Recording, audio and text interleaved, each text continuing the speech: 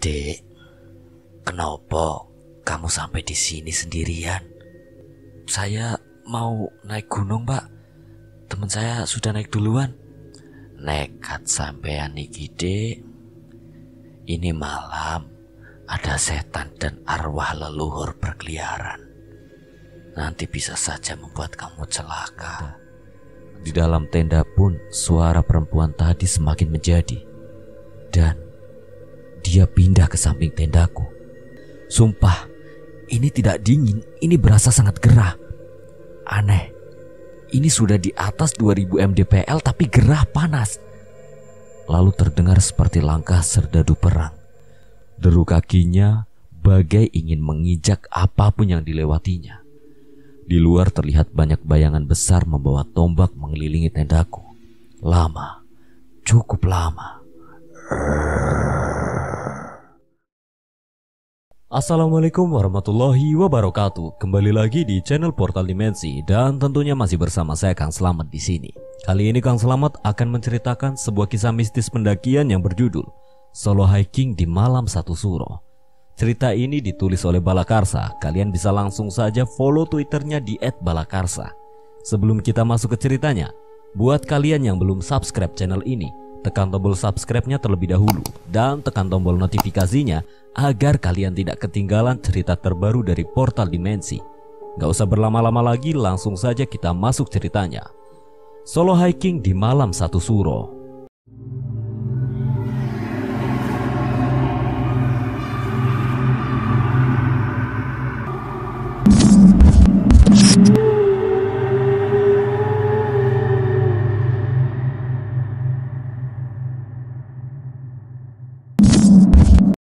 Malam yang ingin saya ceritakan kembali malam penuh kengerian di antara hidup dan mati.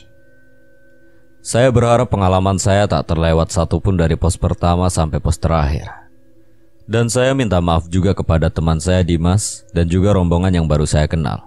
Untuk Dimas, maaf ya bro, aku berbohong pulang dari Malang langsung balik ke kotaku.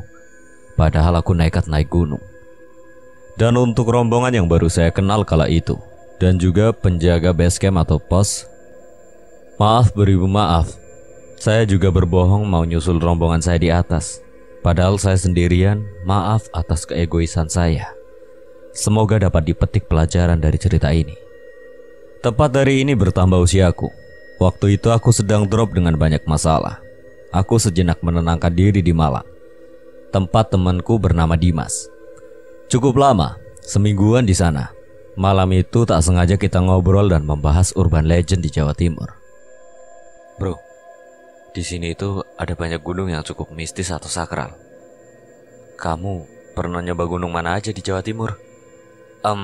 Baru Semeru, Bromo, Kelut, Butak, sama Pundak doang. Tahu nggak gunung yang mistis di sini apa aja?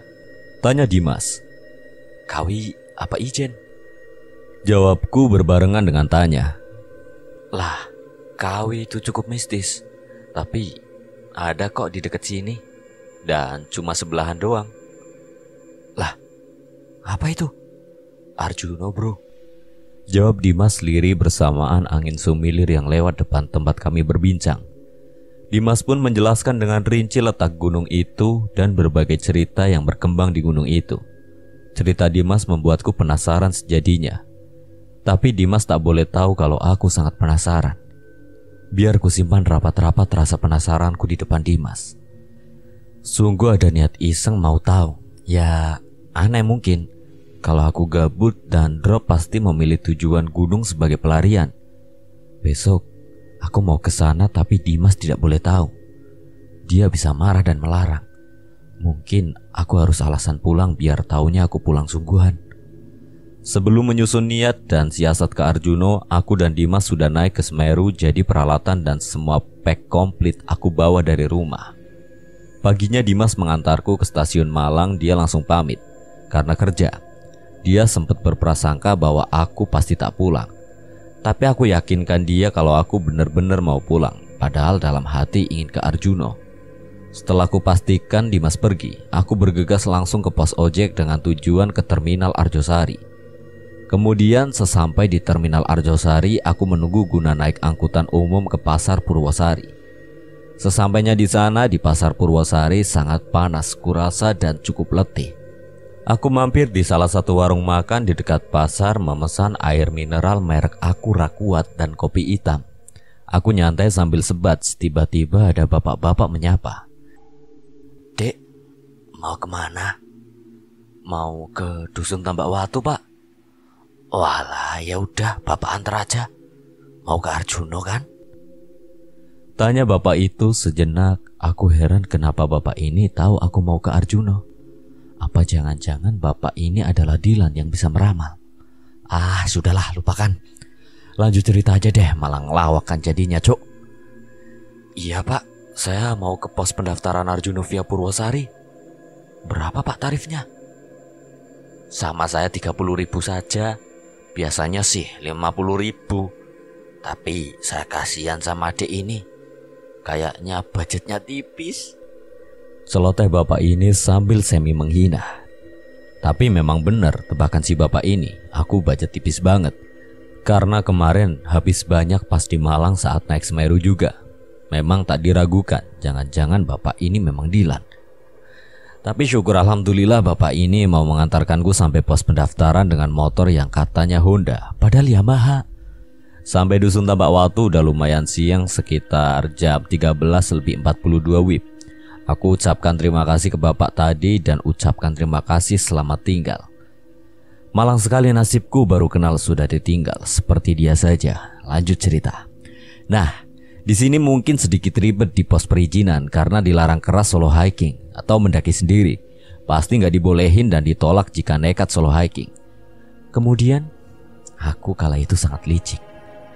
Ada rombongan dari Surabaya, aku sapa dan kenalan. Aku bilang mau nyusul rombonganku di atas, mau naik sendiri. Aku dilarang mereka bersikeras mengajak aku bergabung. Padahal dalam larangan juga tertulis rombongan tidak boleh ganjil. Dan kalau aku ikut mereka jadi ganjil di angka 7. Tapi aku begitu egois dan mereka begitu iba. Aku pun dipaksa ikut rombongan mereka. Dari mana nih? Aku dari Surabaya, ucap salah satu orang dari rombongan ini. Terlihat sang penjaga pos begitu ramah dan humble. Wah, arek Surabaya toh. Berapa orang ini? Iki bertujuh, Mas. Jawab salah satu orang di rombongan ini lagi. Mas, sambil nunjuk aku. Sampean bawa trackpol sama pisau rimba kan? Bawa itu dan jadikan trackpol itu teman sampean. Tambah penjaga pos itu. Iya Mas, matur nuwun. Sempat kulihat penjaga pos menaruh curiga padaku karena logatku yang tidak seperti lainnya. Tak kupikirkan. Singkat cerita, kami kemudian meninggalkan pos perizinan menuju pos pemeriksaan. Sampailah kami di gerbang pijakan kaki pertama di tanah Gunung Arjuno. Dimas kemarin sempat cerita, tempat paling mistis di Arjuno adalah Alas Lali Ciwo. Konon di situ jika ada orang dengan niatan buruk maka akan disesatkan dan hilang. Tapi itu jalur via Lawang. Kita di jalur via Purwosari, jadi kita bisa sedikit lega karena hanya lewat pinggiran Alas Lali Ciwo. Alasanku untuk mencoba jalur Purwosari ini adalah dengan banyaknya peninggalan-peninggalan kerajaan Majapahit pada masa lampau. Banyak sekali tersebar candi-candi, makam, petilasan di sepanjang jalur. Sumber air pun lumayan banyak ditemui. Jadi sembari kami mendaki, kami setidaknya bisa sedikit melihat dan mengenal peninggalan-peninggalan dari para pendahulu kita. Soalnya aku udah kepoin gunung ini pas Dimas cerita soal Gunung Arjuno. Gunung Arjuno ini masih sangat kental akan aroma kepercayaannya dan dipercayai turun-temurun oleh semua warga yang berada di kaki-kaki Gunung Arjuno dan Welirang. Nanti sekalian aku ceritain mengenai Seluk-Beluk Arjuno. Kami berjalan lebih dari 1 jam, sampailah di pos 1, Goa Ontobungo.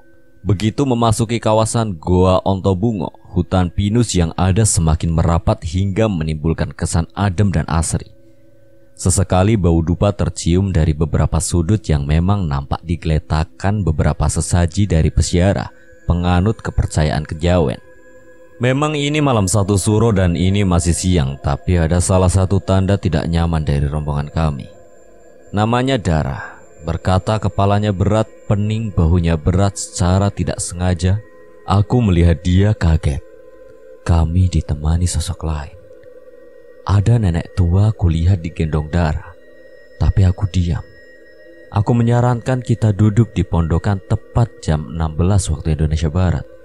Aku menyuruh mereka melanjutkan perjalanan dan aku mengatakan kalau aku mau rehat di sini dulu agak lama. Ditinggal aja, nanti aku susul. Dara lebih mendingan. Nenek yang digendong Dara sepertinya pergi, tapi berpindah di sebelah pondokan tepat aku beristirahat. Tak apa jelmaan orang tua biasanya menjaga. Yakin ini mas? Iya duluan aja gak apa-apa. Mereka dengan berat hati pun pamit melanjutkan perjalanan naik. Mereka menghormati saranku. Sial bagiku, aku lupa waktu sampai tertidur.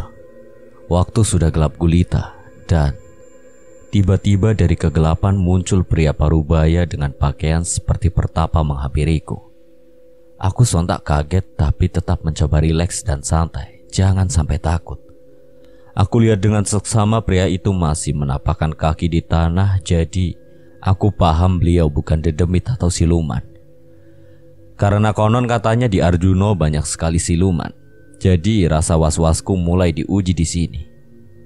Assalamualaikum. Waalaikumsalam warahmatullahi wabarakatuh. Aku pun sontak menjawab salam dari beliau. Dek, kenapa kamu sampai di sini sendirian?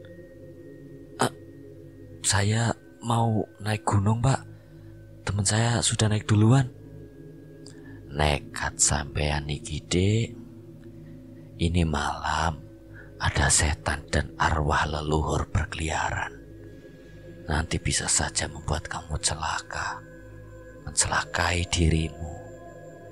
Ya wis, ini aku kasih tongkat dan lendang buat menjaga kamu. Aku sekalian nemenin kamu nanti. Tambah beliau. Aku mengangguk mengiyakan, kemudian tanpa sepatah kata beliau mengajakku berjalan lagi. Aneh sekali. Tak dingin malah anget dan enteng, aku tak merasakan membawa beban banyak. Ringan, bahkan sangat ringan. Padahal tas kerilku bisa dibilang sangat berat karena berisi peralatan komplit dengan tenda dan makanan. Perjalanan serasa cepat, tiba-tiba sudah sampai di pos 2 di Tampuono. Di sini banyak petilasan dengan banyak pohon besar menambah kesan wingit dan angker. Lanjut gede. Nggih. Aku ucap bahasa Jawa sopan yang berarti mengiyakan. Sebelum aku meninggalkan pos 2, aku mendengar desisan suara ular. Astagfirullah, ular yang sangat besar. Bayangkan saja ular itu bisa melahap mobil dalam satu telan. Beliau sepertinya melihat tapi tetap diam. Aku ikuti langkah beliau. Di sekeliling juga banyak seperti orang sedang ritual di malam satu suro. Dari peziarah dan seperti abdi keraton yang samar, aku lihat tidak begitu lama sampailah di pos 3. Ya Allah, cepet banget. Sumpah, aku tak merasa letih sama sekali. Dan tak kurasa tiba-tiba sudah sampai di pos 3 saja. Senang campur tak menyangka juga. Pos 3 atau petilasan Eyang Sakri. Pos yang mempunyai sebuah halaman luas dengan sebuah bangunan rumah yang terkunci rapat. Dapat diperkirakan jika di dalamnya mungkin sebuah makam atau arca dari Eyang Sakri itu sendiri. Beliau diam dan lewat tanpa mengajak istirahat di pos 3 ini. Kami langsung lanjut tanpa sepatah kata pun dariku maupun beliau. Tak lama sampailah di pos 4 petilasan Eyang Semar. Di sini terdapat banyak pondokan persis seperti pada pos 2 Tampuono di bawah sana. Namun yang sedikit berbeda, pondokan di sini berbentuk semi permanen dengan atas dan dinding dari ranting dan alang-alang saja. Banyak yang kutanyakan pada beliau kenapa banyak peziarah berlama-lama di sini. Jawabannya tidak masuk akal. Sadar saja beliau hanya membawa air putih dan bekal seadanya, tapi bisa berlama-lama di sini. Apa yang petapa di sini makan karena hanya membawa bekal seadanya seperti itu? Banyak tanya dalam otakku yang tak bisa dijelaskan logika dan tak kudapatkan jawabannya. Usut punya usut, beliau pun juga sudah bertahun-tahun di sini. Aku sampai dibuat tercengang karena ucapan beliau. Saya di sini sudah bertahun-tahun, Dek. Sampai lupa ini tahun keberapa. Hanya itu yang aku dengar dengan gelak tawanya yang lepas dan penuh misteri. Konon katanya juga pos 4 ini merupakan tempat moksa atau menghilangnya Eyang Semar yang merupakan penasehat kepercayaan Raden Arjuna. Sebuah arca berselimut kain putih yang menghadap timur yang dipercaya sebagai perwujudan Eyang Semar itu sendiri. Rehat di sini dulu, nggih. Ucapku sambil menawarkan rokok 234 pada beliau. Beliau menerima dan anehnya baru juga mau siapin kompor untuk bikin kopi. Rokok di tangan beliau sudah habis separuh padahal aku belum kasih korek. Tapi aku tetap diam dan tenang. Aku menawari beliau kopi, beliau mau dan kita rehat santai di pos 4. Tak banyak obrolan lagi dari aku dan beliau, hanya sama-sama menikmati kopi dan sebat. Aku pun melihat jam. Aneh, ini super cepat. Dalam batinku apa kita pakai jalur SNMPTN? Jalur cepat maksudku. Tapi ya sudahlah, aku bodo amat. Yang terpenting aku masih aman di perjalanan. Beliau pun mengajakku melanjutkan perjalanan lagi. Tak berapa lama sampailah kita di pos 5 Makutoromo. Dan beliau izin pamit karena hanya bisa mengantar sampai di sini. Aku cukup berterima kasih sudah diantar sejauh ini. Kuberikan rokok dan korek sebagai tanda terima kasih. Beliau pun pergi layaknya angin, tanpa jejak menghilang begitu saja saat aku membuka tasku. Aku bermalam di pos 5. Setelah selesai mendirikan tenda, sedikit ada rasa was-was karena tendaku berwarna merah. Padahal di base camp atau pos tadi sempat ada himbauan untuk tak ada warna merah apapun di via pendakian ini, karena itu adalah larangan. Aku pun mendirikan tenda dan benar saja, aku tak percaya apa yang aku lihat. Di depan sudah ada tumpukan kayu kering sangat banyak, di tanah juga ada sebuah tulisan. Jaga dirimu yo, Dek. Saya cuma bisa bantu sampai di sini. Aku translate ke bahasa Jawa umum aja ya, soalnya pakai bahasa Jawa kuno dan kaget dong tulisan tadi selesai aku baca langsung hilang di tiup angin. Aneh kan? Aku tak berpikiran aneh-aneh, aku bersikap biasa saja sembari menyalakan api unggun di depan tenda. Tak lupa aku membuat kopi dan memainkan harmonika. Tapi serasa ada suara aneh. Aku diam sejenak, ku dengar suara ini jelas tapi lama-lama kabur dan samar. Seperti tangisan perempuan yang sangat lirih. Aku cari suara itu semakin lirih dan menjauh. Jadi ingat kata temanku, kalau suara jelas berarti jauh, tapi kalau samar-samar dan menyayat hati artinya sudah sangat dekat. Jancuk! Sontak saja dia duduk tersipu malu di belakang pohon cemara, pas 8 meter dari tendaku. Seberani atau sebodohnya manusia pasti cuek kan? Nah, aku malah samperin, kayak orang mau tanya-tanya aja. Kenapa? Kelewat goblok ini aku, ya Allah. Aku pelan-pelan mendekati perempuan itu, rambutnya panjang sampai ke tanah, bergamis putih, bergaun putih lecek. Tangisnya lirih, sangat lirih. Bayangin aja, betapa keponya. Aku tanya, kenapa mbak? Goblok emang. Dia hanya menggelengkan kepala sambil menunjuk ke arah hutan dalam. Aku melihat ke arah tujuan tangannya seperti terkelupas, seperti terbakar. Apa yang ia ingin tunjukkan? Apa yang ingin dia maksud? Dalam sanubariku hanya bisa menerka. Aku melihat lagi dengan seksama. Aku layaknya dikepung bayangan-bayangan hitam banyak dan besar. Ada yang seperti kerbau, ada juga barong. Nah, aku cukup was-was pada barong karena dia seperti siluman macan, berkepala macan, bertubuh manusia.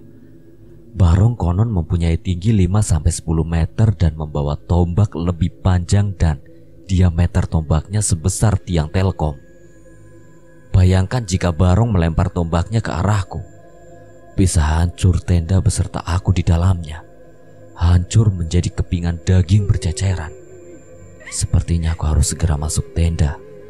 Di dalam tenda pun suara perempuan tadi semakin menjadi. Dan dia pindah ke samping tendaku. Apa yang dia mau ucapkan sebenarnya? Aku merasa was-was.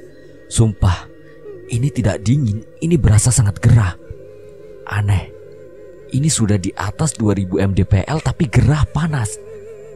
Lalu terdengar seperti langkah serdadu perang. Deru kakinya bagai ingin menginjak apapun yang dilewatinya. Di luar terlihat banyak bayangan besar membawa tombak mengelilingi tendaku. Lama, cukup lama. Dengan suara seperti erangan yang menakutkan. Bayangkan saja, aku sendiri bingung dengan apa yang dilihat di depan mata. Aku sampai tak berani keluar. Aku urungkan niat buang air kecil di luar. Aku terpaksa buang air kecil di botol air Rakuat. Bayangan di luar pun layaknya badai yang ingin menerjang tendaku. Tenda bergoyang begitu hebat. Malam macam apa ini? Pikirku, aku hanya bisa membayangkan apakah aku bisa hidup atau malah mati. Apakah aku akan selamat dari malam ini? Hanya itu yang aku pikirkan dan khawatirkan saat itu. Teringat kata pria parubaya yang mengantarkanku tadi. Kalau ada apa-apa, manfaatkan tongkat dan jarik angon tadi. Aku langsung berdirikan tongkat dan menutup mata dengan jarik angon tadi. Tak tahu kenapa aku pun tertidur lelap dan bangun di waktu yang sudah menunjukkan habis subuh di jam tanganku. Aku pun tayamum dan sholat subuh memohon agar diberi keselamatan dan perlindungan. Aku coba buka tendaku dan tidak ada apa-apa, yang tersisa hanyalah bara kayu yang mulai menjadi abu. Pagi buta masih sangat gelap, tadi ada sedikit cahaya. Aku matikan api unggun, aku packing kembali semua peralatanku, bergegas aku lanjutkan perjalanan. Tepat pukul 4:30 pagi aku pun mulai melangkahkan kaki meninggalkan pos 5. Dan sekitar 5 menit berselang sudah memasuki area Candi Sepilar. 3 buah arca dengan wajah yang menyeramkan menyambut kedatanganku. Tepat di tengahnya terdapat sebuah jalur menanjak dengan bebatuan andesit yang tertata rapi. Aku pun terus melangkah sembari aku hitung arca yang berada di kiri dan kanan jalur. Tepat ada 9 arca yang mengapit jalur pendakian. Banyak mata merah yang mengintai dari semak dan belukar. Aku acuhkan saja. Anggap tidak ada apa-apa. Tetap kumantapkan langkah dan santai berjalan perlahan. Konon menurut beberapa sumber arca berjumlah 9 ini merupakan sosok yang menjaga daerah Sepilar ini. Dan tepat di batas jalur bebatuan ini terdapat sebuah deretan patung yang melambangkan Pandawa 5. Yudhistira, Bima, dan Arjuna, sedangkan Nakula dan Sadewa telah hilang diambil pencuri. Melangkah kembali, Candi Sepilar pun menampakkan wujudnya di antara keheningan malam. Terbuat dari bebatuan andesit dan tampak cukup terawat baik. Aroma dupa pun kembali semerbak di mana-mana, membuat bulu roma kembali berdiri. Aku melanjutkan melangkahkan kaki, tiba di pos 7, Jawa Dwipa, tepat beriringan dengan sinar matahari yang mulai muncul di ufuk timur. Semburat cahaya jingga berpadu dengan sisa-sisa kegelapan menjadikan sebuah perpaduan siluet yang indah. Malam mencekam kini telah berlalu. Ucap batinku serasa lega dan bersyukur. Gagahnya Gunung Semeru di seberang sana semakin membuat pagi sungguh sempurna. Tak lupa aku bersyukur kepada Sang Pencipta atas nikmat ini semua, dan telah memberiku pertolongan dan keberanian menghadapi malam panjang. Selepas pos 7, vegetasi mulai merapat dengan hutan pinus yang rindang. Sinar matahari seakan tertahan dengan dedaunan yang akan menjadikan udara semakin sejuk dan dingin. Tapi jalur yang ada semakin menjadi-jadi. Lama berjalan, jalur tiba-tiba menjadi landai menyusuri pinggiran jurang dan suasana pun menjadi panas karena jalur sudah tidak berada di dalam lingkup hutan pinus lagi. Pohon-pohon cantigi dengan padang rerumputan mulai menghiasi. Terdapat juga sebuah pertigaan dengan jalur ke kiri yang mengarah ke Via Lawang. Aku sempat berhenti sebentar dan mengamati jalur yang menuju ke bawah itu. Nampak sangat terjal, rindang, dan mistis. Karena jalur langsung masuk ke dalam alas lali jiwa yang terkenal itu. Dan dari pertigaan mengarah ke kanan, jalur kembali menanjak dengan tajam. Aku bertemu dengan rombongan yang aku suruh duluan kemarin. Mereka kaget, aku pun kaget. Aku seperti tidak menyalip mereka, begitu pun sebaliknya. Wajah mereka pucat seperti habis melewati malam panjang. Aku ajak bareng lagi dan melanjutkan lagi keburu kesiangan sampai puncak. Tepat pukul 12:30 siang dan dengan sisa-sisa tenaga kami akhirnya sampai di puncak Arjuno yang biasa orang sebut puncak Ogal Agil. Karena batu-batu di puncak ini jika dilihat dari bawah seperti bergoyang, ogal-agil jika tertiup angin. Seperti keluar dari neraka dan masuk di surga. Damai, nyaman, sentosa seolah malam tadi hanyalah mimpi buruk untuk semangat di puncak kebahagiaan. Lega rasanya. Akhirnya aku pun tak kuasa meneteskan air mata. Ramai di sini dan hanya kulihat pendaki yang sedang berfotoria, mengabadikan momennya di atas puncak gunung tampan Arjuna ini. Kulihat rombongan yang aku kenal kemarin sampai menangis tersenduh juga. Sejenak kami menikmati keindahan puncak Arjuna. Aku kemudian menganjurkan kita turun via berbeda. Sampai sekarang masih tergambar wajah si perempuan dan Barong itu. Dan si Barong siap mengganggu siapa saja yang nekat nanjak di malam suro di Arjuna. Sesampai di base camp pendakian, aku sarankan mereka untuk tidak langsung istirahat. Aku sarankan untuk mengambil air wudhu lalu sholat berjamaah. Aku cuma berharap setelah mereka sholat mereka akan lebih tenang dan bisa aku ajak berbincang. Karena waktu turun sama sekali tidak ada perbincangan. Muka mereka masih pucat sayu was-was seperti takut pada sesuatu. Dara yang sering aku amati, dia sering kali mencuri pandang ke arah lebatnya hutan, lalu kembali melihat ke rombongan. Aku menerka apa mungkin Dara sensitif pada hal di luar nalar. Entahlah. Lama kami berjalan turun, tiba-tiba di barisan paling depan berhenti mendadak tanpa ada suara atau isyarat untuk berhenti. Oh iya, namanya Anto. Dia adalah leader mereka dan aku jadi sweeper, barisan paling belakang kala itu.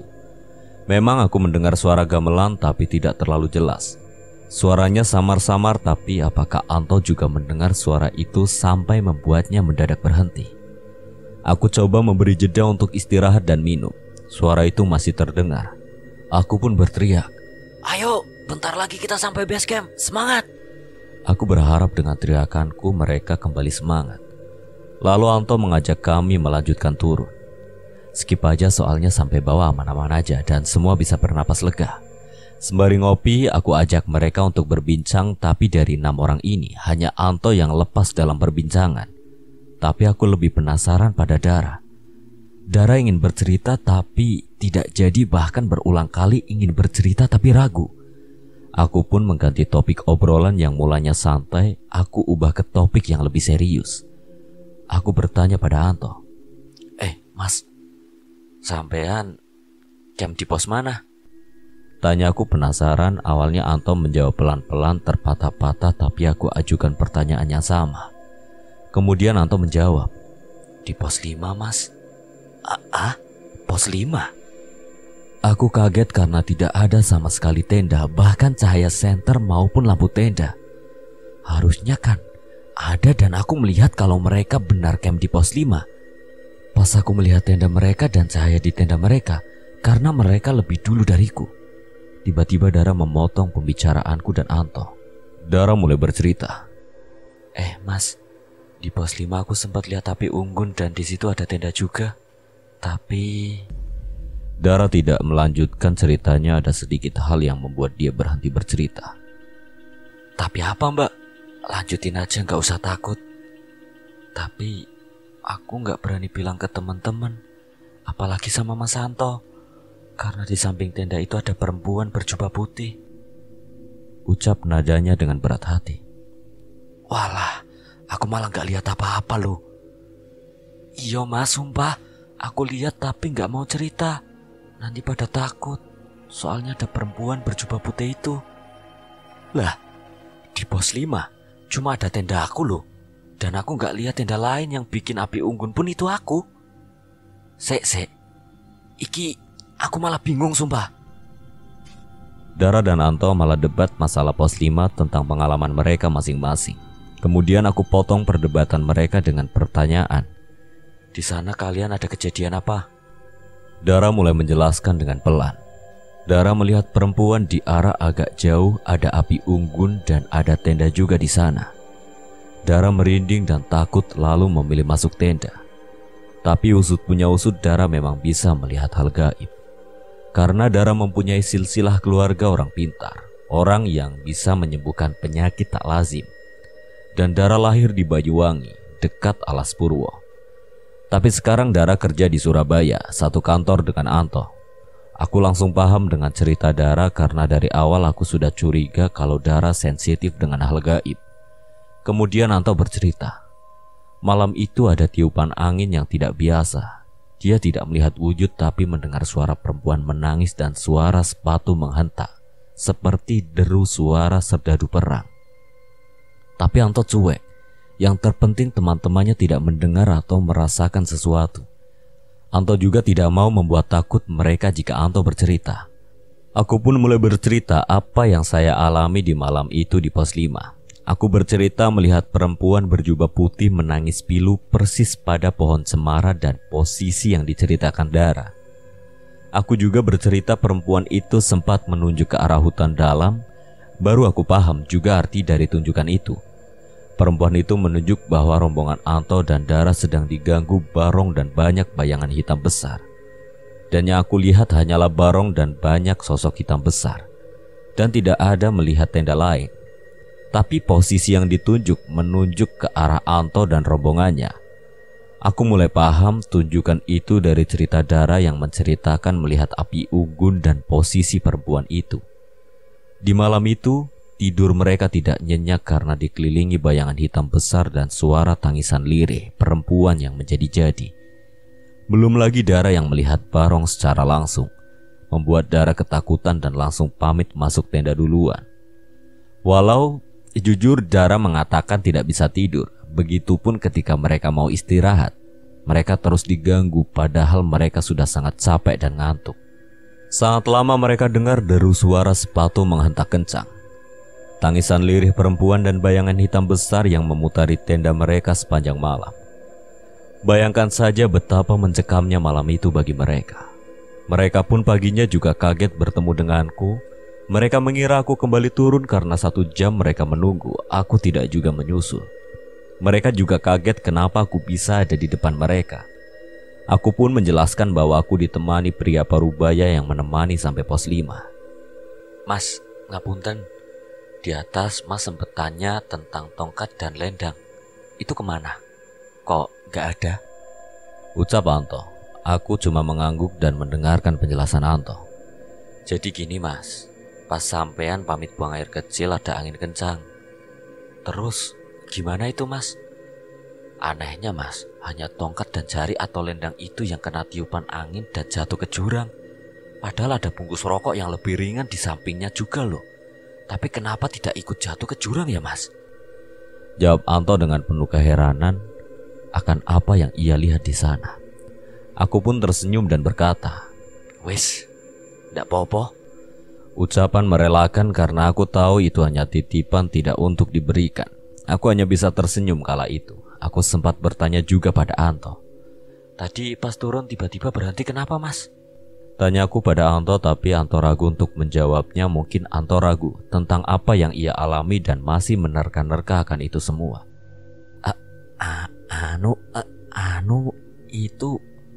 Anu Mas, saya dengar suara gamelan.